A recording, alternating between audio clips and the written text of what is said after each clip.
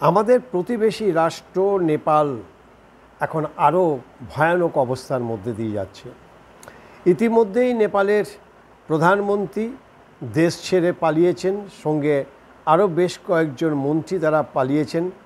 সেনাবাহিনীর নির্দেশে মন্ত্রিসভা ইতিমধ্যে ভেঙে দেওয়া হয়েছে এবং প্রধানমন্ত্রী পদত্যাগ করেছে, অর্থাৎ বলাই বাহুল্য যে নেপালের সরকারের পতন হয়েছে। প্রথমে শ্রীলঙ্কা, তারপর বাংলাদেশ, এবারে নেপাল। ঠিক একই কায়দায় জনরোষে প্রধানমন্ত্রী সহ অন্যান্য সমস্ত ক্যাবিনেট মিনিস্ট্রি যারা রয়েছেন, মন্ত্রী যারা রয়েছেন, সাংসদ, তাদের প্রত্যেকের ওপরে সেই জনরোষ আছড়ে পড়েছে। জনরোষের কারণ কি যদি ঘুরে ফিরে দেখা হয় তাহলে একটাই কারণ, সেখানকার যারা নেতা মন্ত্রী এবং তাদের পরিবার পরিজনরা রয়েছেন তাদের লাগাম ছাড়া দুর্নীতি। জনগণ ধুকে ধুকে মরছে, জনগণ কষ্টের মধ্যে রয়েছে, আর জনগণের পয়সায় ফুর্তি আমোদ প্রমোদে ব্যস্ত নেতা মন্ত্রীরা জনগণকে ধোঁকা দিয়ে হাজার হাজার কোটি টাকা তারা লুটপাট চালাচ্ছে। ধীরে ধীরে এই ক্ষোভ পুঞ্জীভূত হতে হতে শেষ পর্যন্ত দাবানলের মতো ছড়িয়ে পড়েছে এবং আছড়ে পড়েছে তাদের হিংসা, তাদের রাজ্যের দেশের যে মন্ত্রিত্ব রয়েছে, মন্ত্রিসভা রয়েছে তাদের ওপরে। কারণ জনগণ মনে করছে যে এই দুর্দশার জন্য দেশের নেতা মন্ত্রীরা দায়ী। আর সত্যিই তো আমরা আমাদের দেশকে দিয়ে দেখতে পাচ্ছি যে জনগণের পয়সায় এই নেতা মন্ত্রীরা কীভাবে আমোদ প্রমোদ ফুর্তিতে রয়েছে। সাংসদ থেকে আরম্ভ করে বিধায়ক, এমনকি পাড়ায় পাড়ায় কাউন্সিলর এবং পঞ্চায়েতের সদস্যরা যেভাবে রাজার হালে তারা রয়েছে, তাতে মনেই হয় না যে দেশের মানুষ এত কষ্টের মধ্যে রয়েছে, এত বেকারত্ব রয়েছে, এত দারিদ্রতা রয়েছে। এই চিত্র যদি আমরা শ্রীলঙ্কা থেকে ধরি এবং শেষ এই নেপাল, সর্বত্র একই চিত্র, একইভাবে একই ঘটনার পুনরাবৃত্তি, একই চিত্রপট। প্রথমে শ্রীলঙ্কা দিয়ে শুরু হয়েছিল, আমরা দেখেছিলাম রাস্তায় ফেলে মন্ত্রীদের মারছে। প্রধানমন্ত্রীর বাসভবনে ক্ষিপ্ত জনতা তারা আক্রমণ চালিয়ে প্রধানমন্ত্রী বাসভবন ভাঙচুর করে দেয়, রাস্তায় ফেলে এনে তাকে মারধর করছে, মন্ত্রীদের ধরে মারছে। তারপরে আমরা বাংলাদেশ দেখলাম ঠিক একই কায়দায় একই চিত্র। বাংলাদেশের প্রতাপশালী আওয়ামী লীগের নেত্রী এবং প্রধানমন্ত্রী শেখ হাসিনা পালিয়ে চলে আসে ভারতে। যে বঙ্গবন্ধু মুজিবুর রহমানকে বাংলাদেশের জনক বলা হয়, স্রষ্টা, বাংলাদেশের স্বাধীনতার স্রষ্টা, তার ভিটেমাটি পর্যন্ত ভেঙে ধ্বংস করে গুড়িয়ে দেয় এই জনতা। নিশ্চিতভাবে এদের পেছনে রাজনৈতিক উদ্দেশ্য বা অভিসন্ধি রয়েছে। কোনো বিরোধী পক্ষ তাকে সাপোর্ট করেছে। নেপালেও ঠিক একই অবস্থা। কিন্তু যদি দেখা যায় যে উন্মত্ত জনতা ক্রোধের কারণ কি, তাহলে ঘুরে ফিরে সেই কয়েকটি সমস্যা উঠে আসবে।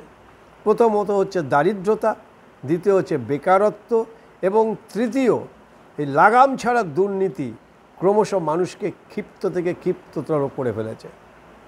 আমাদের দেশে, আমাদের রাজ্যে সর্বত্র এক চিত্র। প্রতিবাদ, প্রতিরোধ এবং গণ আন্দোলনের অধিকার প্রত্যেকের রয়েছে, কিন্তু যেভাবে হত্যালীলা চলছে, যেভাবে সম্পদ, জাতীয় সম্পদ ভাঙচুর করছে, এটা কিন্তু খুব একটা কাম্য নয় এবং না হলেই ভালো। কিন্তু ওই যে বললাম, মানুষের ক্রোধ আক্রোশ এমন পর্যায়ে পৌঁছে গেছে যে সমস্ত হিতাহিত জ্ঞান হারিয়ে ফেলেছেন। নেপালের প্রধানমন্ত্রী পালিয়ে গেছেন সপরিবারে, হেলিকপ্টারে করে দুবাইয়ের উদ্দেশ্যে গেছে বলে জানা গেছে। আরও বেশ কয়েকজন মন্ত্রী ইতিমধ্যেই তারা পালিয়েছে। নেপালের এই মুহূর্তে অর্থমন্ত্রী, তার এখনও খোঁজ নেই, কারণ তাকে রাস্তায় ধরে ফেলে জনতা এবং তারপর উন্মত্তের মতো তাকে পেটাতে পেটাতে নিয়ে যায়। এখন পর্যন্ত তার খোঁজ পাওয়া যায়নি।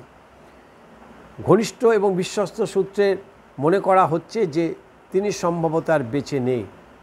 ইতিমধ্যে সরকারিভাবে প্রায় 25 জনের মৃত্যু হয়েছে এই মৃত্যুর সংখ্যা আরও বাড়তে পারে বলে অসমর্থিত সূত্রের খবর। ভারত নেপালের যে সীমান্ত, সেই সীমান্তে কড়া নজরদারি চালানো হয়েছে এবং সতর্কবার্তা পাঠিয়ে দেওয়া হয়েছে। নেপাল এবং ভারতের যে সীমান্ত, এই সীমান্তের কোনো কাঁটাতার নেই, পায়ে হেঁটেই এই সীমান্ত পারাপার করা যায়। ফলে নেপালের যে অশান্তি, নেপালের যে অগ্নিগর্ভ পরিস্থিতি, তার কিছুটা আঁচ ভারতও এসে পড়তে পারে। আমাদের মনে রাখতে হবে যে নেপাল আমাদের প্রতিবেশী রাষ্ট্র হলেও নেপালের সঙ্গে চীনের কিন্তু একটা গভীর যোগাযোগ রয়েছে। চীন এবং নেপালের মধ্যে একটা বাণিজ্য সম্পর্ক যেমন রয়েছে, তেমনি রাজনৈতিকভাবে নেপালের সঙ্গে চীনেরও একটা সম্পর্ক রয়েছে। নেপাল পৃথিবীর মধ্যে বিশ্বের সর্বশেষ হিন্দু রাষ্ট্র। ফলে একটা হিন্দু রাষ্ট্রের ওপরে এইভাবে আক্রমণ, স্থানীয় জনতার, দেশের মানুষের, এর পেছনে অন্য কারো ইন্ধন নেই তো? সেই প্রশ্নটাও কিন্তু ঘুরে ফিরে উঠে আসছে।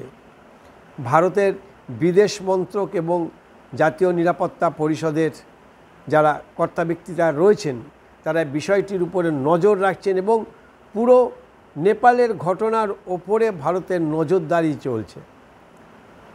ভারতের মতো আরও বেশ কিছু রাষ্ট্র নেপালের দিকে তারা তাকিয়ে আছে, কারণ বাংলাদেশ নেপাল পরপর দুটো দেশে প্রায় একই কায়দায় এক বছরের মধ্যে পালাবদল সরকারকে ফেলে দেওয়া, পালিয়ে যাওয়া এবং প্রধানমন্ত্রী শুধু না, গোটা মন্ত্রিসভাকে ভেঙে দিয়ে যেভাবে উন্মত্ত জনতা নিজের হাতে আইন তুলে নিচ্ছে সেনাবাহিনী পরোয়া না করে, সেটা কিন্তু খুব একটা ভালো বার্তা নয়।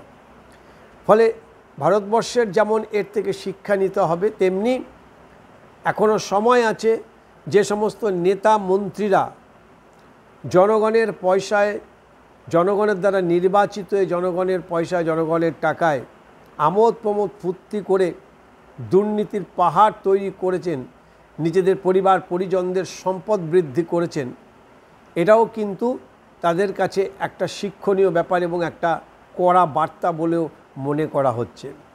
এখন থেকেই নিজেদেরকে অনেক বেশি করে সংযত রাখতে হবে এবং জনগণকে ধোঁকা দেওয়া এবং জনগণের সঙ্গে যে তঞ্চকতা করার যে একটা মানসিকতা, সেটা কিন্তু শুধুমাত্র এই ঘটনা থেকে না, আরও বেশ কিছু ঘটনা সাক্ষী যে এগুলি যদি চলতে থাকে তাহলে একটা সময় আমাদের দেশের জনগণও কিন্তু এভাবে না হলেও তারা অন্যভাবে এই রাগ এবং আক্রোশ তারাও কিন্তু দেখাতে পারে। যদিও ভারতবর্ষের সংবিধানের যে স্তর রয়েছে, আমাদের প্রতিরক্ষা দপ্তরের যে স্তর রয়েছে, তাতে এই ধরনের গণ অভ্যুত্থান হওয়া অনেকটাই শুধু বলা যেতে পারে যে শুধু অসুবিধাজনক না, এটা প্রায় অসম্ভব। কারণ আমাদের জাতীয় নিরাপত্তা পরিষদের যারা মাথায় রয়েছেন এবং ভারতবর্ষের প্রতিরক্ষা দপ্তর, এই তিনটে ডিফেন্সকে এমনভাবে সাজানো রয়েছে, তাতে এই ধরনের আন্দোলন বা গণ অভ্যুত্থান হওয়ার সম্ভাবনা প্রায় নেই বললেই চলে। তবুও জনগণের যে আক্রোশ, সাধারণ মানুষের এই অভাব, তাদের অনটন ক্রমশ তাদেরকে এই ঘটনার দিকে ঠেলে দেয়। এক্ষেত্রেও তাই হয়েছে, যদিও এর পেছনে আবারও যেটা বললাম যে রাজনৈতিক একটা এর মধ্যে অভিসন্ধি রয়েছে এবং রাজনৈতিক ইন্ধন রয়েছে। ডিপ স্টেটের এখানে ইন্ধন রয়েছে, এটা পরিষ্কার। বাংলাদেশ এবং নেপালের এই দুটো ঘটনা যেহেতু প্রায় একইভাবে একই ধাঁচে এই আন্দোলন হয়েছে, ফলে মনে করা হচ্ছে যে এর পেছনে বিদেশি কোনো শক্তির হাত রয়েছে। আর সেই জন্যই এই মুহূর্তে আমাদের দেশের জাতীয় নিরাপত্তা এবং আভ্যন্তরীণ নিরাপত্তা নিয়ে যথেষ্ট চিন্তিত আমাদের নিরাপত্তার পরিষদে যারা রয়েছেন তারা। দেশের প্রধানমন্ত্রী, রাষ্ট্রপতি থেকে শুরু করে প্রত্যেকেই এই মুহূর্তে নেপালকে নিয়ে যথেষ্ট চিন্তিত এবং আমাদের দেশে যাতে এর কোনো প্রভাব না পড়ে তার একটা চেষ্টা চালানো হচ্ছে এবং তাকে যথেষ্টভাবে ভারতকে তাদের সুরক্ষিত রাখার চেষ্টা করা হচ্ছে। মনে রাখতে হবে এই মুহূর্তে ভারতবর্ষ কিন্তু পৃথিবীর উন্নয়নশীল দেশের মধ্যে অন্যতম। খুব দ্রুত ভারতের অর্থনৈতিক কাঠামো পরিবর্তন হচ্ছে এবং অর্থনৈতিকভাবে ভারত সারা বিশ্বের তারা সমাদর কুড়িয়েছে। এই অবস্থায় আমাদের প্রতিবেশী রাষ্ট্রের এই ধরনের ঘটনাকে আমরা কোনো মতেই বরদাস্ত করব না বা তাকে কোনো প্রশ্রয়ও দেব না।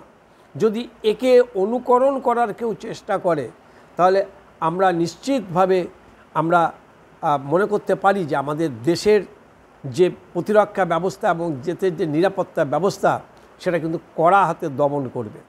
ফলে নেপালের এই ঘটনা থেকে আমরা শিক্ষা নেব এবং আমরা নিজেদেরকে শুধরে নেওয়ার চেষ্টা করব বলেই আমরা মনে করছি এবং আমাদের দেশের নেতা মন্ত্রীরা সম্ভবত এই ঘটনা থেকে তারাও কিছুটা শিক্ষা নেবে।